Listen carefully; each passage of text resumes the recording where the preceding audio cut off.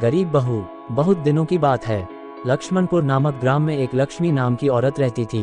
वह अपने पति और छोटे बच्चों के साथ एक छोटे से गांव में रहती थी। उनके पति की आय सिर्फ दिन भर खेती में ही थी, जिससे घर की जरूरतें पूरी नहीं हो पाती थीं।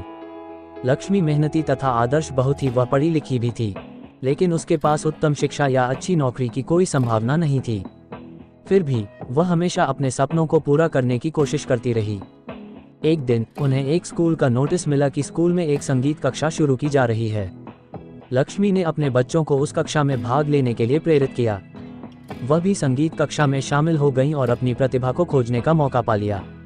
धीरे धीरे उनकी संगीत की प्रतिभा को पहचान मिलने लगी और उन्हें स्कूल के प्रिंसिपल की नज़र भी पड़ी। प्रिंसिपल ने उन्हें एक संगीत छात्रवृत्ति भी प्रदान की, जिससे लक्ष्मी का और उनके परिवार का भविष्य बदल गया। अब उन्होंने एक अच्छा घर और एक गाड़ी खरीद ली, लेकिन उनकी उन्नति को किसी की नज़र लगने वाली थी। उनके पड़ोस में ही सीमा नामक एक औरत रहती थी। वह बहुत ही लालची तथा घमंडी औरत थी। वह लक्ष्मी से बहुत जलती थी, क्योंकि लक्ष्मी अब एक अच्छी संगीत डांसर बन चुकी थी, इसलिए उसे हमेशा जलन होती थी। वह सोचती थी कि लक्ष्मी की नौकरी चली जाए और वह फिर से गरीब हो जाए। लेकिन लक्ष्मी की लगातार मेहनत और कठिन परिश्रम के कारण वह और तरक्की कर गई। लेकिन सीमा को ये सब अच्छा नहीं लगा और उसने एक दिन लक्ष्मी के घर को आग लगा दिया। लेकिन गांव वालों की मदद से उस आग पर काबू पाया गया और लक्ष्मी की घर बच गई और सीमा को पुलिस के हवाले कर दिया गया।